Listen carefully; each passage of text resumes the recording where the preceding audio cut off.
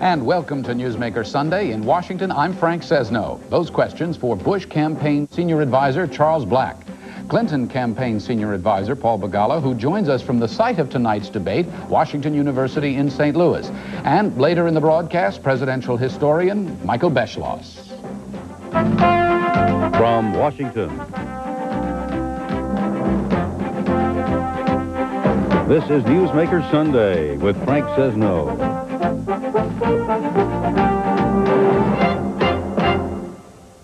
And we bring you pictures now of the site at Washington University, just outside St. Louis, the scene of this evening's debate, where some of the preparations have been ongoing over the last several days, and this day as well, where these candidates will square off this evening at 7 o'clock Eastern Time. We are joined here in the studio by Charlie Black, in St. Louis by Paul Begala. As we mentioned, we did put out an invitation to representatives of the Perot campaign. They declined. Mr. Black, first to you. We come to the doorstep of this debate, which could well be pivotal in deciding how people are going to vote. Do you regret having come to this moment with President Bush raising questions of patriotism about Bill Clinton and what appears to be some degree of backlash in the public of the president raising the issue?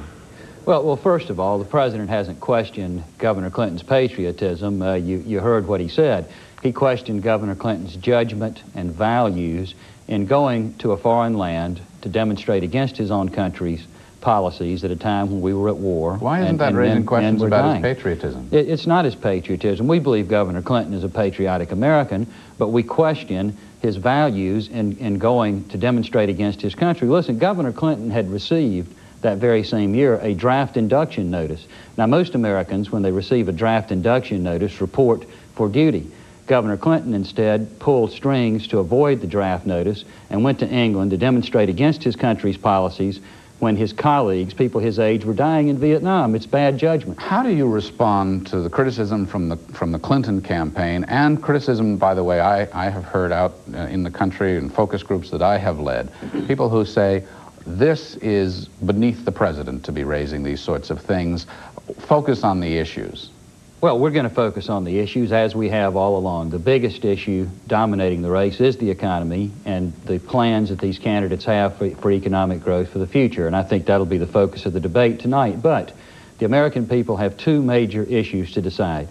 Who has the best economic plan for the future to get economic growth? And secondly, who has the credentials, qualifications, character, and trustworthiness to be president? That's equally important, and Governor Clinton has not yet passed the threshold requirement of trust that Americans demand in their president. We're going to hear from Mr. Begala on this subject in just a moment, but I'd like you to take a look at the tracking poll, at CNN's tracking poll, which we've been conducting over the last several days, many days, that shows essentially a flat race. Our most recent spread is, generally speaking, 10 to now 16 points or so.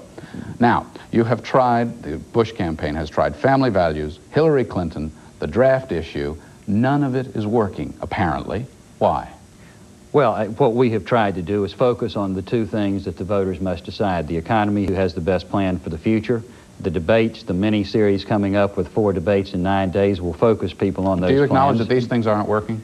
Well, I don't acknowledge that we ever made Mrs. Clinton an issue. Family values is a very legitimate issue, as education, crime, health care. There are a number of issues other than the economy, but the economy is the most important issue. But when people vote for president, they want to know about the person they're voting for, whether they have the credentials, qualifications, character, and trust to be president.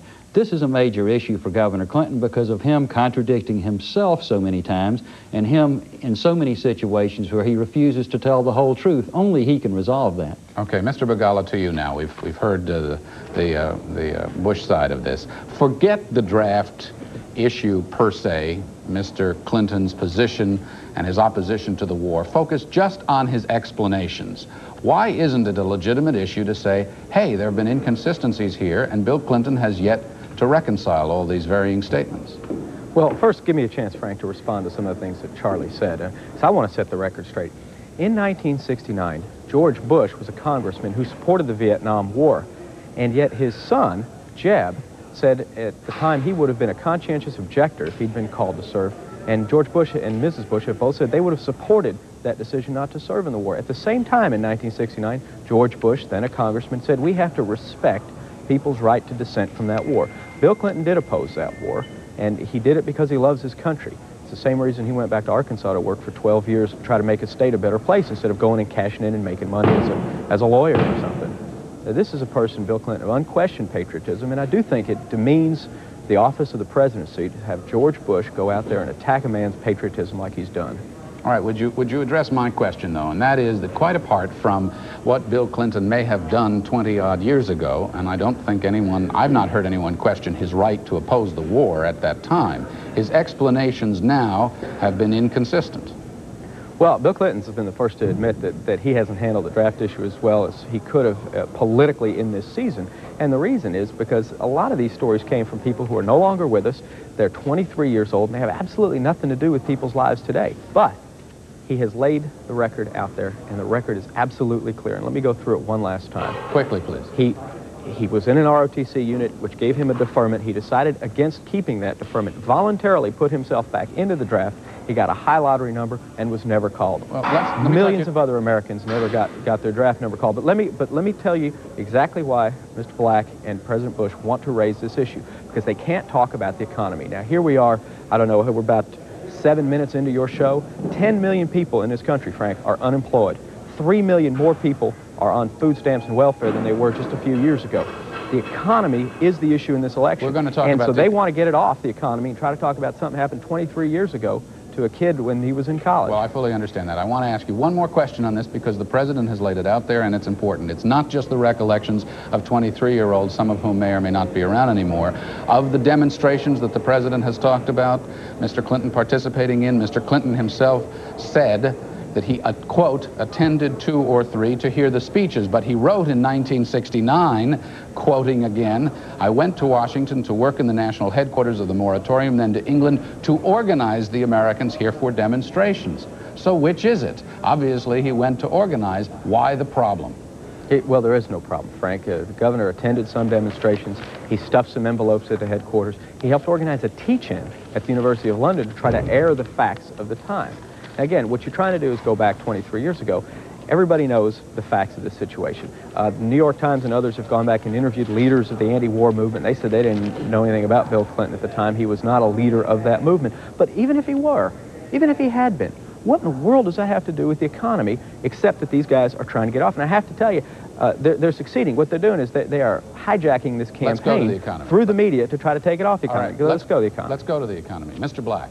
If you were George Bush this evening and you had an opportunity, which you won't have, to address directly Mr. Clinton on the economy, what is the single biggest inconsistency that you see in Bill Clinton's position on the economy?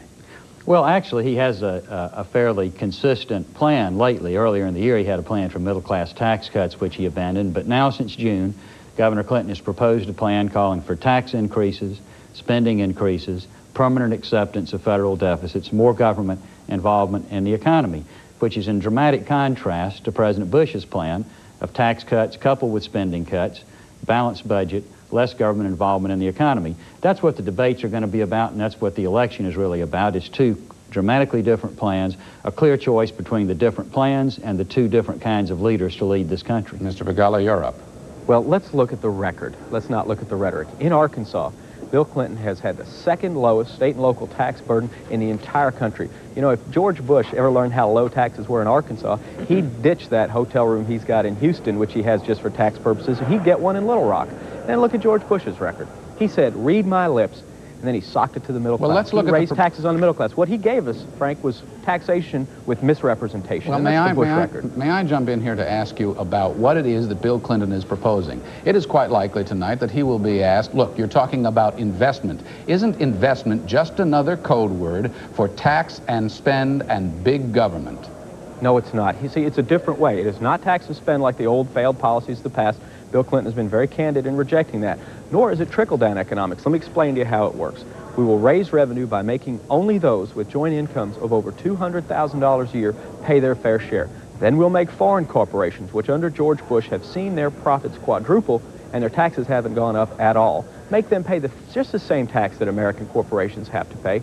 Then we're going to close loopholes that encourage corporations to ship jobs overseas, that give American companies a tax break for shutting down an American company and shipping it overseas. We're going to close other loopholes for paying CEOs outrageous salaries that taxpayers have to subsidize. Let's let Charlie Black We're going to take that pool of money and we're going to invest it in the economy, not in bureaucracies, but in high-speed rail and in new technology and in fiber optic technology. Your numbers don't add up, and you know it. New jobs to raise the revenue. Those funds back into the economy to stimulate. You know, let's let Charlie raise the revenue. We're rejecting the failed policies of the past. We're trying to move into a new kind of investment, people-first economics. Hey, to raise the revenue that Governor Clinton lays out in his plan at the 36% top rate, which you prescribe in your plan, requires you to tax the middle class. It's not just people over $200,000. It reaches down into the middle class. Then how can you say that it's not the same old tax and spend economics when Governor Clinton has proposed twice the amount of tax increases and twice the amount of spending increases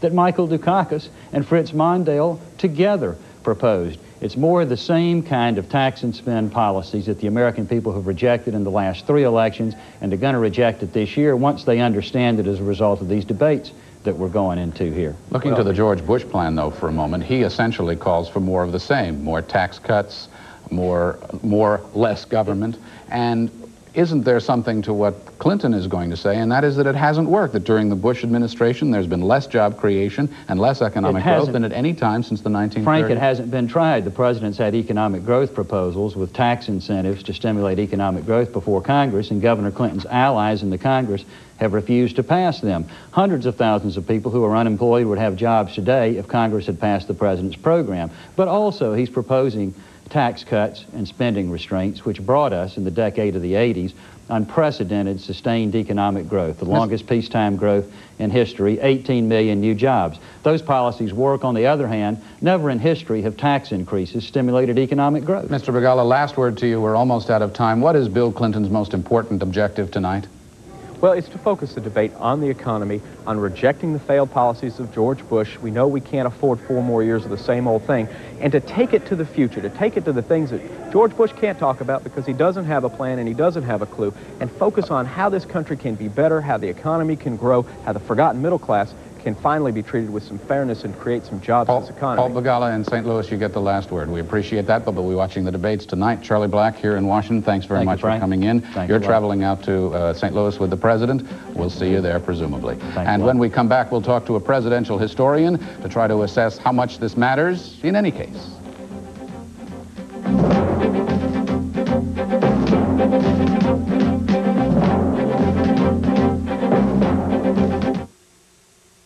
Newsmaker Sunday is brought to you by GE. From plastics to financial services, we bring good things to life. To experience the true joy of cooking, it must be pursued with reckless abandon and total disregard for the inevitable splatters, spills, squirts, and the occasional splash. Fortunately, GE's new profile cooking appliances have ingenious quick clean features, like lift-top ranges, self-cleaning ovens, easy wipe surfaces, and sealed burners. So they clean with just a wipe. GE's new profile appliances are so easy to clean, they take the joy of cooking to new heights. To achieve your ultimate potential, we introduce Nordic Flex Gold, the newest idea in strength training that is 5 ways better than SoloFlex. Nordic Flex Gold has linear motion to accurately simulate free weights. SoloFlex uses a less effective arcing motion. Nordic Flex Gold has isokinetic resistance to match your natural strength curve for maximum results. With SoloFlex, the resistance is dictated by the stretch of a rubber band. Nordic Flex Gold's isokinetic resistance also gives you speed. There are no steel plates or rubber bands to change between exercises, so your changeover time is up to 40% faster than SoloFlex. Nordic Flex Gold also has an electronic feedback system to measure your performance. SoloFlex doesn't. And best of all, Nordic Flex Gold costs 1/3 less than SoloFlex. Call now to order your Nordic Flex Gold, the ultimate strength training machine for the ultimate body. This election year, vote smart. Call 1-800-786-6885. Get the candidates' position statements, voting records, plus performance evaluations. That's 1-800-786-6885. Vote smart, America.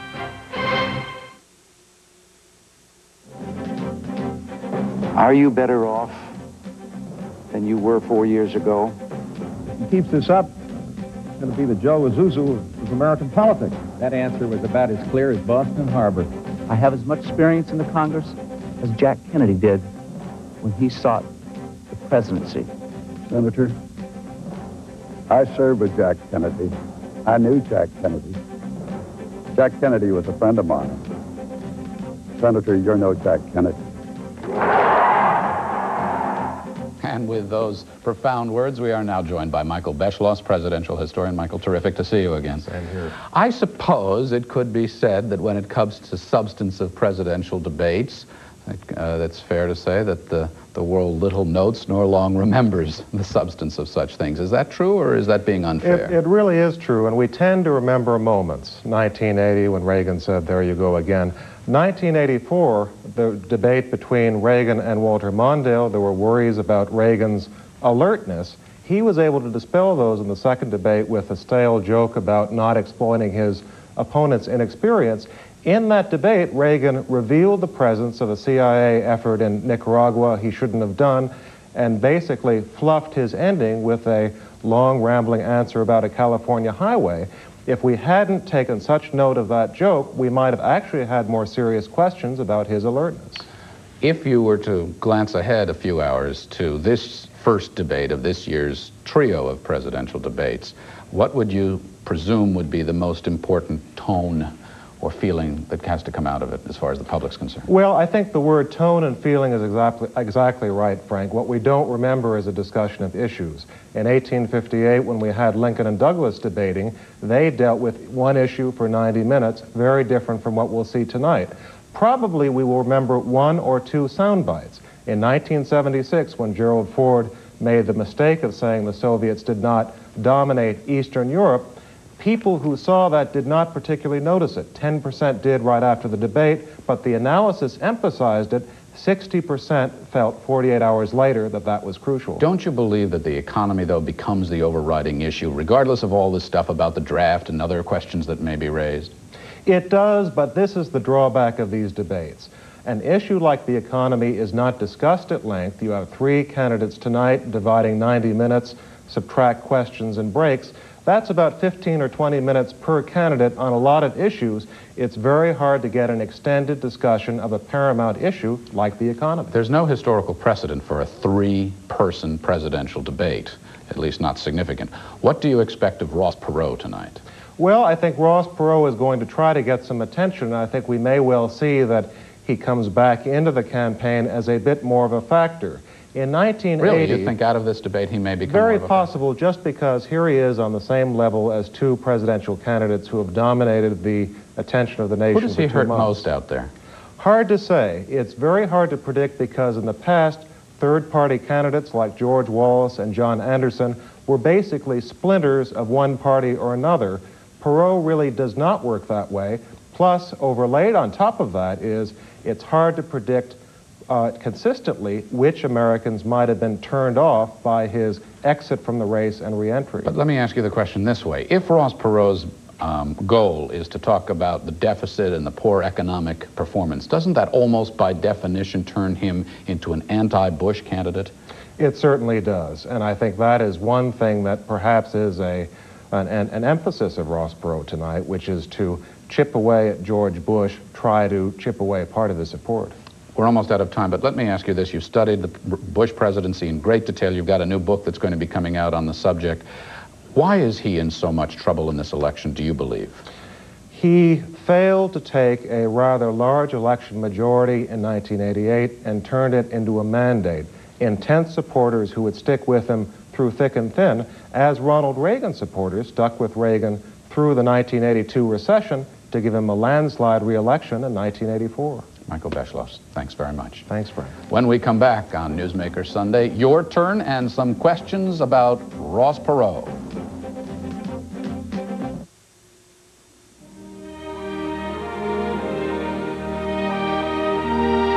It was 100 years ago that a small group of men had an idea to combine the new technology of GE electric lighting with football, the first night football game. Both the players and the engineers ran into a few setbacks. And And while that evening was by no means a great success, the GE engineers knew there would be other nights, brighter nights. And even today, with all our advanced technology, at GE we know it's just the beginning. The future will be more brilliant than any of us can imagine. Night football. Yeah, that'll be the day.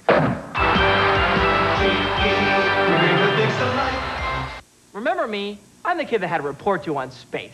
Then I got the new Encyclopedia Britannica. He had a report due on space, and then he got the new Encyclopedia... I think I made that abundantly clear. Yes. Anyhow, here it is. I mean, hey, everybody knows this is the greatest encyclopedia in the world. Help me get a B+. Why not an A? Too long. I found so much great information, I put it all in. Overkill.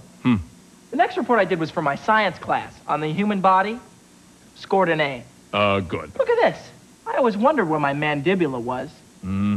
For details on how you can own the new Encyclopedia Britannica... Let's have that 800 number. Excellent. Just call this number and we'll send you this free booklet. Tell them about the gift. And just for previewing Britannica in your home, we'll give you this 3-volume desk reference set. This is like having your own research library at home. Yes. So if you would be interested in owning the new Encyclopedia Britannica... Don't press. They see the phone number. If they want to, they'll call. I guess you're right. Trust me. And now it's your turn on Newsmaker Sunday, where we put your comments and questions to our guests. 2 weeks ago, we discussed the impact of Ross Perot re-entering the presidential race. Our guests included former independent presidential candidate John Anderson, who had formerly supported Perot, and Perot campaign director Orson Swindle. Well, Catherine Nickel of San Jose, California, wrote in to ask John Anderson, what provoked your switch from praise of Ross Perot during the early petition drive to the animosity you expressed at his return to candidacy? Ms. Nichols, it was not really animosity as much as annoyance. I've always believed, or at least for the last dozen years, in a multi-party system, I felt that Ross Perot gave us the best chance to achieve that objective in 100 years. And I was annoyed, I think, at his sudden withdrawal because he lost a great deal of credibility as a result. Some viewers wondered what Ross Perot might actually do if he were elected. George Begala of Malvern, Arkansas, wanted Orson Swindle to tell him how Ross Perot would change Congress, or the system, as Swindle put it on our show. George, I don't think one person, Ross Perot or Bill Clinton or George Bush or any of the other candidates, could possibly be the sole factor in changing Congress. The key to changing Congress and making it more responsive to our problems is the people of this country. And Ross has said that over and over again. He said, I can't do it by myself. I think it's a very honest statement by a non-politician, because politicians normally don't say that. Well, if you have a comment or a question for today's guests, the Clinton campaign's Paul Begala, Bush advisor Charles Black, or presidential historian Michael Beschloss, we'd love for you to write to us at your turn. Newsmaker Sunday, 820 1st Street Northeast, Washington, D.C., 20002. Or you can fax your questions or comments to us at area code 404-681-3578. Don't forget to tune in tonight at 6:30 Eastern Time for CNN's coverage of the first presidential debate live from St. Louis. Our coverage again beginning at 6:30 p.m. Eastern Time right here on CNN. And from all of us at Newsmaker Sunday, thanks for watching now. We hope you'll watch tonight. I'm Frank Sesno in Washington. For a transcript, send $5 to Journal Graphics, 1535 Grant Street, Denver, Colorado, 80203. Or call 1-303-831-9000. He was 50 when it happened. In 3 months, he went from perfect vision to almost total blindness. In test after test, doctors were at a loss. Finally, a test was done using GE's revolutionary magnetic resonance imager. Look at this. Incredible. The doctors discovered a tumor affecting his optic nerves, and he was treated. Within days, he got his vision back. Hey, what a smile. And everything that came with it. Listen to the trees. They're trying to tell us something about what our polluted air is doing to them and to us. Fortunately, there's an answer. Natural gas. the cleanest burning fossil fuel we have. It can help save the air and everything that lives in it. Listen to the trees, because air pollution is a problem hanging over all of us. Use natural gas and we'll all breathe easier. The campaigns heat up as the countdown to Election Day continues. I'm Catherine Cryer. Democrats, Republicans, and those in the middle sort through the sense and nonsense of Politics 92 every Monday on Cryer and Company, 11:30 a.m. Eastern on CNN. And this is CNN Weekend. I'm Ralph Wenge. Steve Koch joins us right now. Two baseball cities today, Oakland and Pittsburgh. What's the weather going to be like there? Well, you know, one city in Oakland, it's very, very warm, has been. 85 expected this afternoon, and also in Pittsburgh, there it feels like the Fall Classic with temperatures in the low 50s tonight and cloudy skies for the National League. So we've got some pretty good weather. There shouldn't be any rain in any of those two cities. Looking at the fall foliage report, it's looking pretty good across a good deal of the Northwest, Northern Rockies, as well as the Upper Midwest, and a good deal of the Northeast. They're at peak this weekend. Give it 1 or 2 weeks in the color yellow on your monitor across the country. You can see that there. Lower states will have about 3 to 4 more weeks before we start to see some real peak colors. Looking now at the forecast map for Sunday afternoon, shows a good deal of the country with clear skies. Just a couple of sprinkles in the Dakotas and more significant rains, but generally on the light side throughout the Northeast and moving out of there pretty rapidly. That is a quick look at the weather picture for this weekend. A little baseball thrown in there as well. Okay, Steve, thank you. As you definitely know by now, tonight's the first debate of the 3 major presidential candidates. CNN's coverage begins today with a pre-debate special at 6:30 p.m. Eastern. Then, of course, the debate itself live starting at 7 p.m. Eastern. And when it's all over, we'll have a special edition of Larry King Live at 9 p.m. Eastern. Coming up next, CNN Weekend continues, College Coaches Corner, followed by NFL Preview.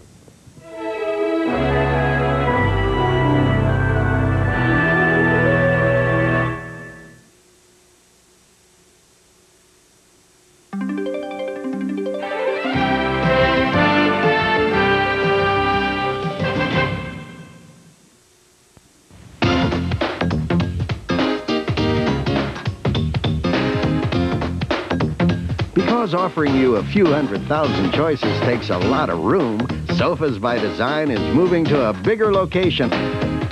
In the meantime, you can save 40 to 50% on everything we don't want to move. Sofas by Design. More styles, more colors, and right now, more moving sales savings.